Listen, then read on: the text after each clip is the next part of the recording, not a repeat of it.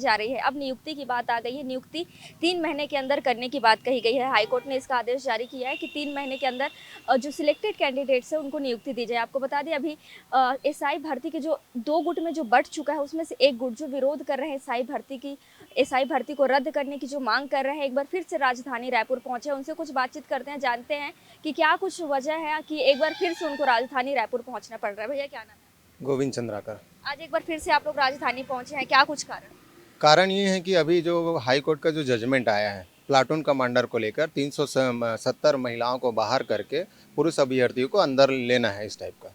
तो मेरा मानना ये है कि यहाँ तक जब अभी तक जैसे कि मैं केस को देखते आया हूँ और यही जो सेम गलतियाँ हैं प्लाटून कमांडर की, मुख्य परीक्षा के बाद 370 अभ्यर्थियों को शारीरिक दक्षता परीक्षा मतलब फिजिकल के लिए लेना है और यही सेम जो गलतियाँ हैं प्रारंभिक परीक्षा के बाद मेंस नहीं पहुँच पाए और 1800 पुरुषों के लिए साथ भी हुआ है। तो ये जो जजमेंट आया है ये अधूरा है। इस जजमेंट से हम नाखुश हैं और कहीं ना कहीं जो हमारे साथी भाई लोग हैं जो प्रारंभिक परीक्षा के बाद मुख्य परीक्षा नहीं पहुंच पाए वो 1800 अभ्यर्थियों के साथ पूरी तरीके से न्याय नहीं हुआ है। अतः हमें सरकार से यही विनती है कि ये जो 1800 अभ्यर्थी जो बाहर हुए हैं इनको भी समाहित करते हुए इस भर्ती को नए सिरे से और सुनियोजित ढंग से फिर से किया जाए। आप लोग यहाँ पहुंचे हैं, किन्हीं मंत्री विधायकों से मुलाकात हुई आपकी? हाँ, हम लोगों ने अभी 2-3 दिन पहले माननीय मतलब डॉक्टर रमन सिंह जो विधानसभा अध्यक्ष हैं उनके पास भी गए। वो शुरू से बीजेपी पार्टी हमारा सपोर्ट करती आई है। उसके बाद अगले दिन सवेरे हमने ओपी चौधरी के सर के पास, जब चुनाव के पहले हम सभी नेता मंत्रियों को सबने आश्वासन दिए अगर एक भी भर्ती में गड़बड़ी पाई जाए तो इस भर्ती को हम रद्द करेंगे। आप देख रहे हैं हम एक गलती आपको मिल चुकी है प्लाटून कमांडर के रूप में और यही गलतियां प्रारंभिक के बाद मुख्य परीक्षा में। अतः हमें सरकार से यही विनती है कि इन गलतियों को ध्यान में रखते हुए इस गलतियों को सुधार करते हुए जिस भी तरीके से चाहे वो पुनः आयोजित करना पड़े चाहे भर्ती को रद्द करना पड़े। हम ये नहीं कहते कि हमारे जो इंटरव्यू में पहुँचे हैं वो भाई को के साथ अन्याय हो, लेकिन इधर बैठे हुए हैं कानून तो यही कहता है कि न्याय सबके साथ होना चाहिए। तो इन 1800 अभ्यर्थियों का क्या, हमारे साथ बीजेपी पार्टी शुरू से रही और हमें पूरा भरोसा है मोदी जी की गारंटी पे बीजेपी पार्टी पे कि हमारे साथ न्याय होगा। छत्तीसगढ़ के युवाओं का 2 गुट में बढ़ जाना कहाँ तक सही है, किसकी गलती हो सकती है? इसमें गलती शुरुआत से हुई है। जैसे जब एग्ज़ाम का प्रोसेस हो रहा था, जब कांग्रेस की सरकार थी उस समय 2018 में, तो उस समय जब भर्ती स्टार्ट हुई तो क्या हुआ कि पहला तो था कि नापजोक फर्स्ट लेयर, उसके बाद फिर प्री प्रारंभिक परीक्षा हुआ, फिर मेंस हुआ। तो हर बार जैसे परीक्षा होता था उसके बाद क्या होता था कि रुक जाता था। उसके लिए हमको ना आंदोलन करना पड़ता था, है ना। फिर उसमें आंदोलन क्यों करना पड़ता था, क्योंकि जो पुलिस विभाग जब एग्ज़ाम ले रहा था उसमें शुरू से जो नोटिफिकेशन आया था उसमें डाउट था, वो क्लियर नहीं था।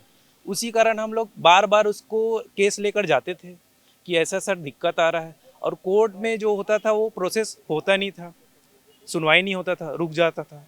तो उससे क्या है, एग्ज़ाम कंटिन्यू होता गया और पास होते गए और अंतिम प्रोसेस तक पहुंच गया।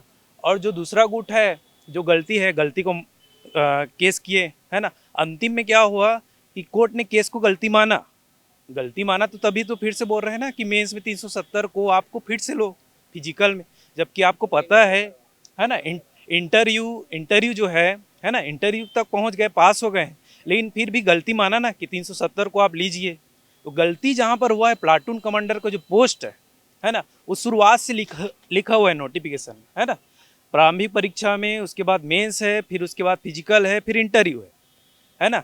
तो जो मेंस में क्या हुआ है, मेंस में जितने भी पास हुए उसके बाद जो 370 को ले रहे हैं, 370 किसको, जो प्लाटून कमांडर का पोस्ट है, जो अनुपात है, वैसे सेम अनुपात आपका प्रारंभिक परीक्षा में उसमें कितना है, 1830 कैंडिडेट। तो उनके साथ भी अन्याय हुआ है। आप 20 से क्यों ले रहे हो, अगर स्टार्टिंग होता तो शुरुआत से लेते, सेम प्रोसीजर गलती है। तो हम ये चाहते हैं, एसआई भर्ती के अलावा भी अन्य जो विभाग है उनकी भी जो भर्तियां हैं उनमें भी अलग अलग तरह की त्रुटियां आ रही है, विभागों में कई तरीके से गलती पकड़ी जा रही है। किसकी गलती हो सकती है और ये गलतियां क्यों हो रही है, क्या लगता है? अब इसको स्पष्ट नहीं बोल सकते, लेकिन गलती तो जरूर है, दिख रहा है, आप लोग भी जानते हैं, न्यूज़ चैनल में आ रहा है, कई बार केस हो रहा है, पुलिस थाना में रिपोर्ट हो रहा है, पैसे दिए हैं, ऐसा हुआ है ना। तो वो स्पष्ट दिख रहा है, 3 FIR भी हुआ है एसआई से संबंधित, पैसा दिए हैं करके, है ना।